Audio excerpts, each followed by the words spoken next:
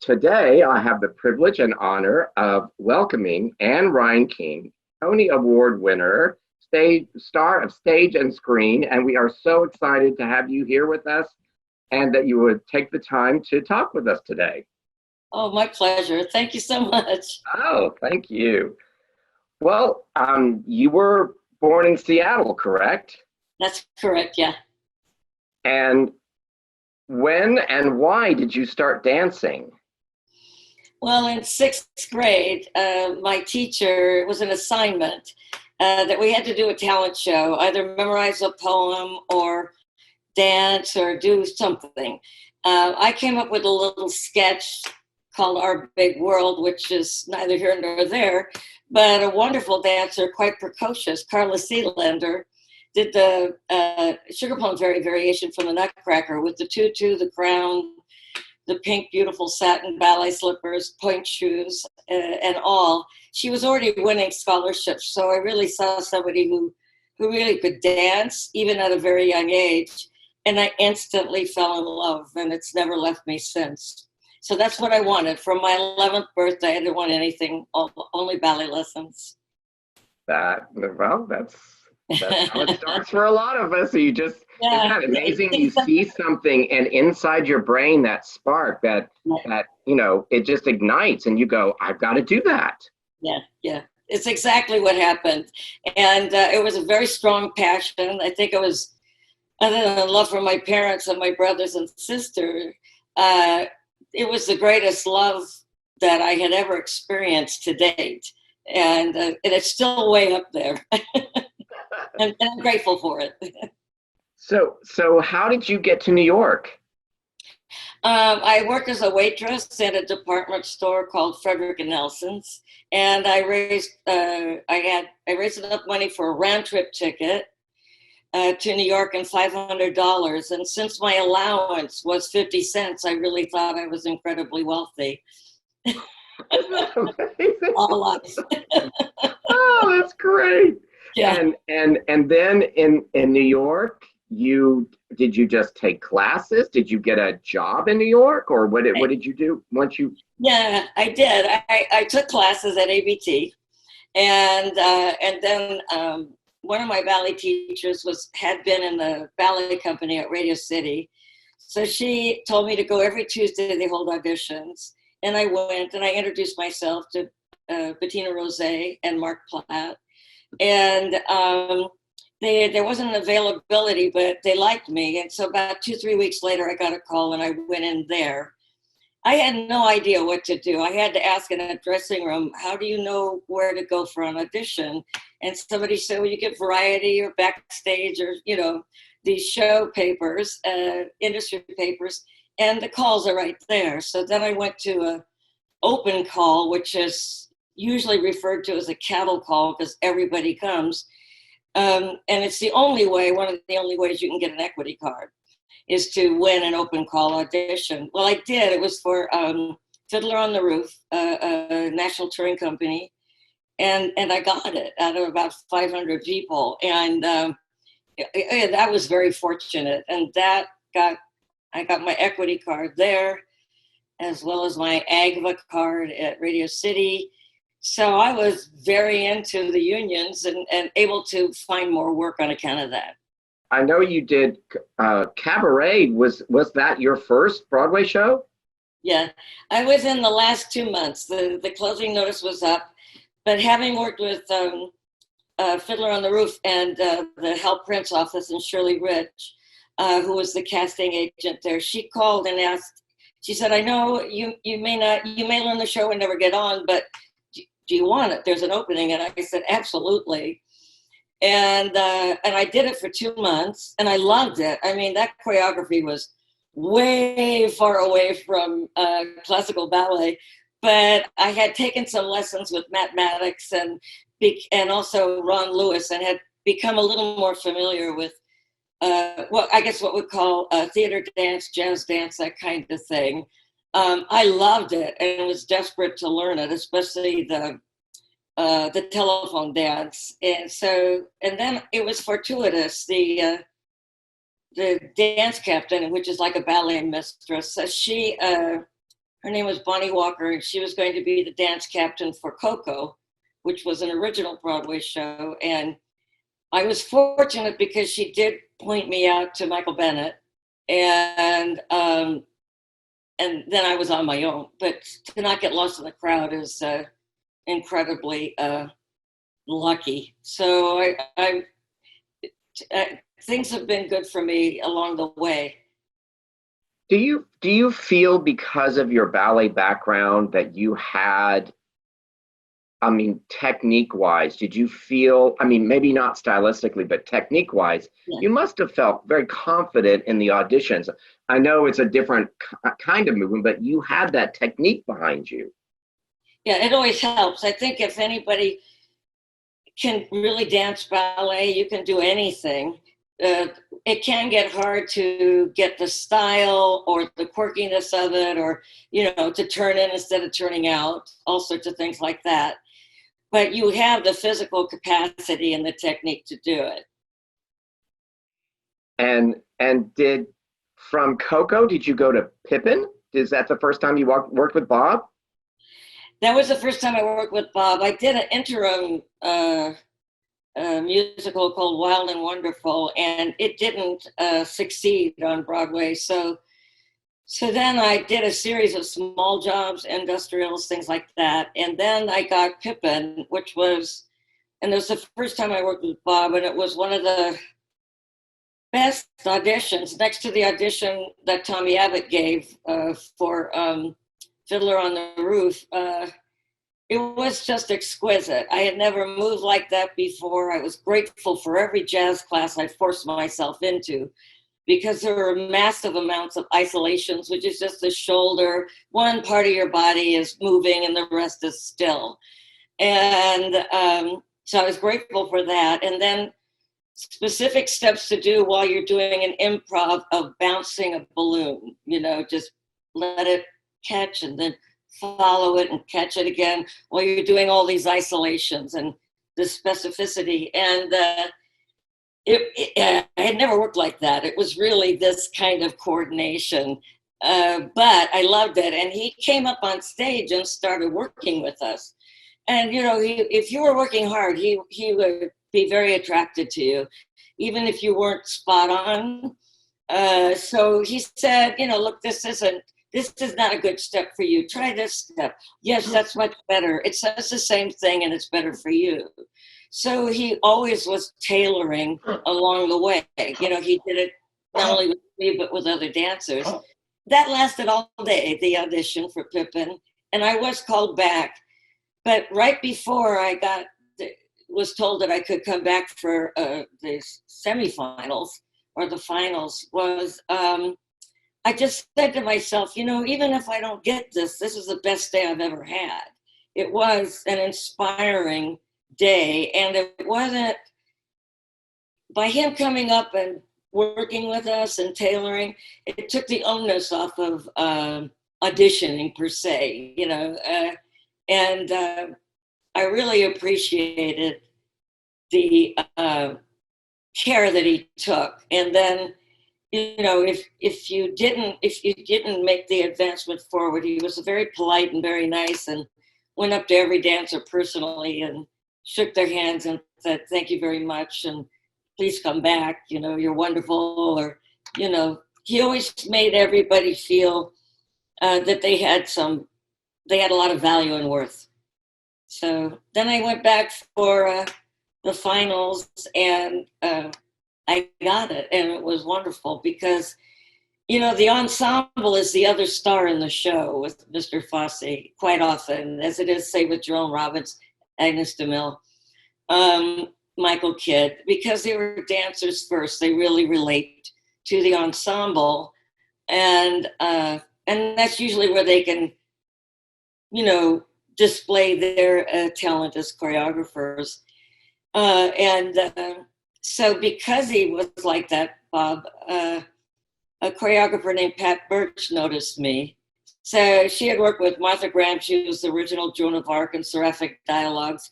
She had worked with Jerome Robbins and Agnes DeMille. So she related to me, I related to her, and she choreographed, that was my first principal part for a show called Over Here. And she really choreographed this really wonderful, fun jitterbug for myself and John Mineo. And she really helped to put us on the map. So I love her. I like choreographers who turn into directors naturally because I'm a dancer first, you know. So I relate better and the language is the same. You did, it was interesting because you ended up replacing Donna McKechnie in Chorus Line. Yeah, so then you're working for Michael again. Yeah, that was wonderful because Michael was very good to me. At that time when I was doing Coco, I didn't pick up quickly, you know, and he waited for me. You know, I could see him saying, no, it's okay, you know, leave her be, because I was always doing it in the back. And he trusted me. And I knew I had to get faster at picking up steps. So, you know, I went out of my comfort zone and started doing a lot of auditions, whether I got them or not, because I had to, auditioning is a different craft, it really is. And so I had to be able to do that so I could get more jobs, because I was fortunate that he would wait. A lot of choreographers are too nervous to wait, you know, and rightly so. They have 6 weeks to put on, you know, 17 plus numbers, you know, it's a lot. So they want people who are fast and good right off the bat.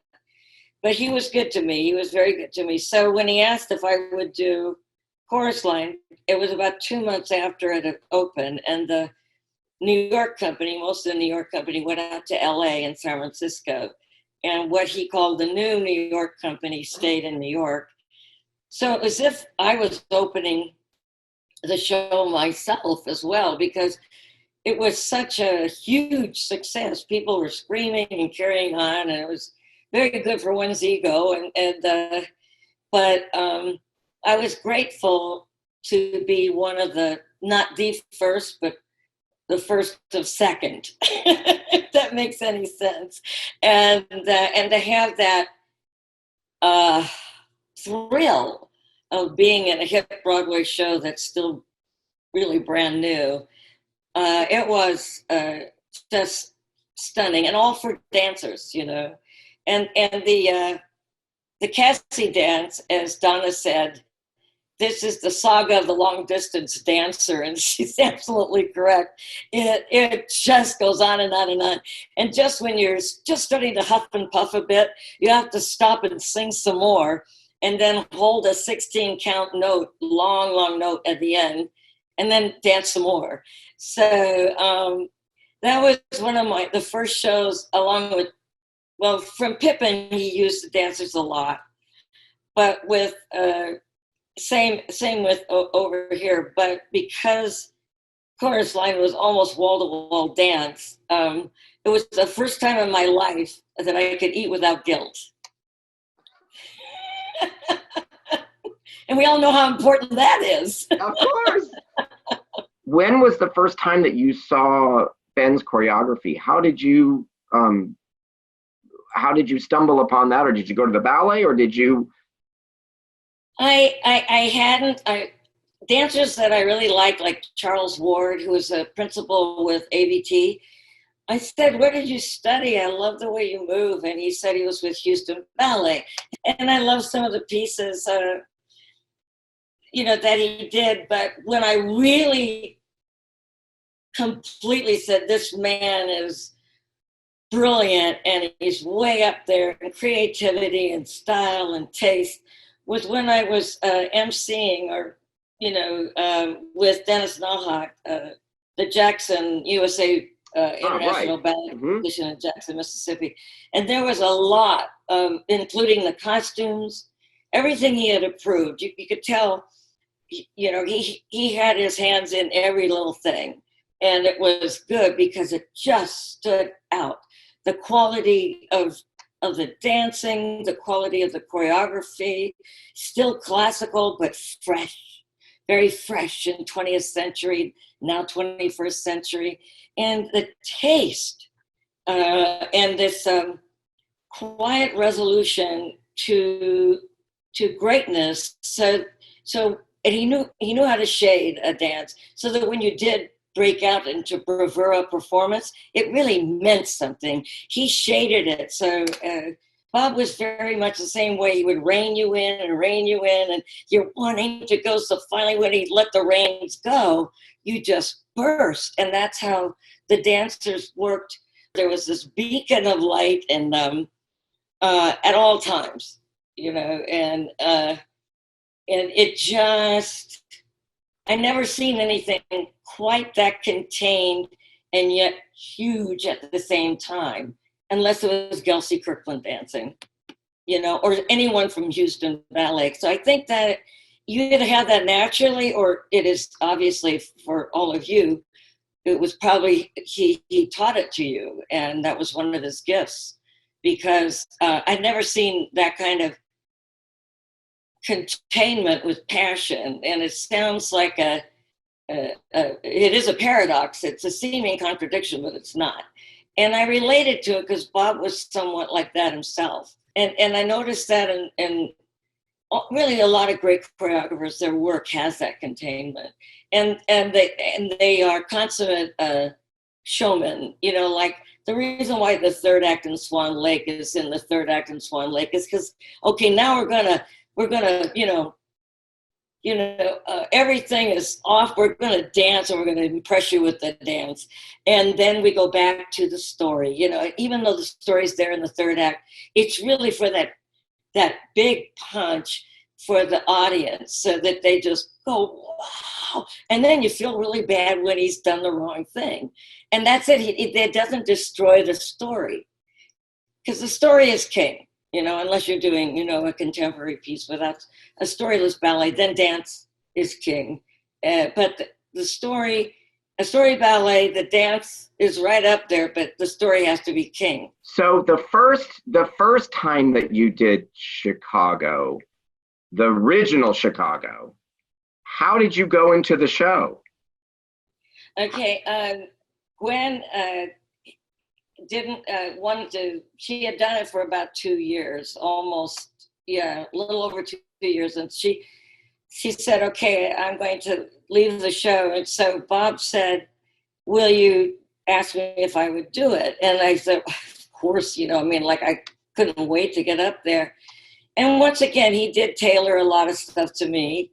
But I asked him, I said, can you see if I could get her artistry, because this goes beyond good dancing. You have to be a really good actress, and you have to be funny, but there's the craftsmanship that she had. And I said, do you think I can learn that? And he thought I could. And then Gwen helped me as well. Gwen took care of all of Bob's shows. So she was really my boss, along with Bob, for many, many, many, many years. So I was hoping to get some of that, and I did. They both were so good to me, and really helped me get there. And then they did it again when I took over for Debbie Allen in Sweet Charity, and that's like the Swan Lake of Broadway. It tests your mettle. You have to sing, you have to be funny, you have to really dance, you have to really make people cry, you have to make yourself cry, and then you got to be funny again. And just when you're out of breath, you got to dance some more, that kind of thing. It really was bravura. So, and to have those two people teaching me these two roles, Roxy and Charity, that I believe are brilliant theatrical pieces. I was lucky. Was so glad I had the opportunity to do both those shows, because if I hadn't, and Pippin, if I hadn't, I'm not sure I could have done as good a job as I did and represent the brilliance of Kander, Ebb, and Fosse, and Verdon, and Rivera, as well as I did. And to just somehow it got in there that I didn't know I knew it that well, but when I started working on it, I knew it very, very well and understood it. And also all the other different well, if you try this, it's going to say the same thing, but they look better. By that time, I had learned all of Bob's fixes or rearrangements, or a lot of it, so that I had enough vocabulary to say the same thing, but with different words or different steps. That makes the dancer look good. The kids nowadays have to open their minds to be flexible to other things. If you just want to do ballet, there's other possibilities. I'm not saying that you of course, if you want to do ballet and that's all you want to do, but that the people that are going to survive and that are going to flourish are the ones that are going to be flexible and open to different things. Yeah. Life can take you in a completely different direction. Yep, and you'll have a completely different attitude. It's a long life. With any luck, it's a long life. So you're going to want to know more than one thing. But the thing is it's like what my music teacher told me. You've got 17th century ears, and it's beautiful. It's great music, but there are centuries that you're missing out on. And you gotta open up your ears. You gotta take the bun down every once in a while, and set your hair on fire just for fun.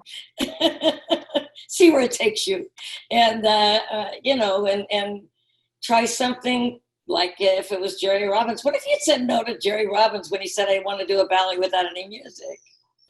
I mean, it's just terrible. You'd have missed out on something great. Absolutely amazing.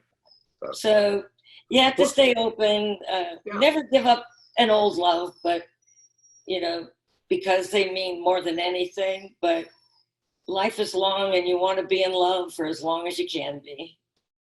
You are amazing. You are so kind and so generous, and so it's just been a pleasure to speak with you. Not only just what a thrill it is, but to see your passion about everything that you have talked about today. And I mean, if the students, when they watch this, and people when they watch this, it's your passion that you have just by sitting and speaking and communicating what you've said. It's captivating, and that's your artistry. I mean, that's you, and that's what makes you special. And it's, again, well, I just thank you so much for this time that you gave us. This was fun. Thank you. Have a great rest of your Sunday. You too. Thank you so much. Thank you. Bye-bye.